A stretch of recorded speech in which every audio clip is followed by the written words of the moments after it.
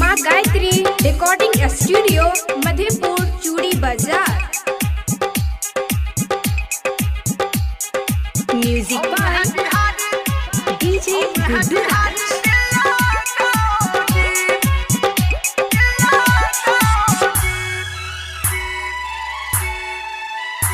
DJ Ajay Malmal. DJ Ajay मलमल। चमक चलो जरा धीरे चलो, हेलो हेलो कने हमरा से बोलो। ओ चमक चलो जरा धीरे चलो, हेलो हेलो कने हमरा से बोलो।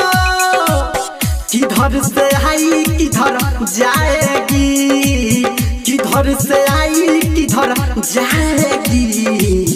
हम हैं बिहारी दिल गाएगी, हम हैं बिहारी दिल गाओगी। ए चमक चलो जरा धीरे चलो, हेलो हेलो कन हमारा से बोलो। किधर से आई किधर जाएगी। हम हैं बिहारी दिल गाएगी, हम हैं बिहारी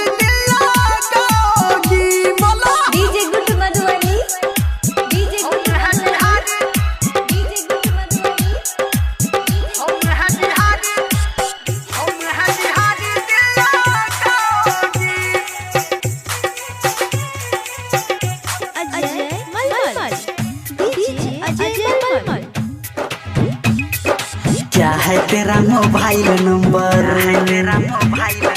चलती है क्या घर के अंदर। क्या है तेरा मोबाइल नंबर, हाँ चलती है क्या घर के अंदर। हाँ बात पते की बोल दी मैंने, बात में तू पछताएगी। हम हैं बिहारी दिल गाएगी, हम हैं बिहारी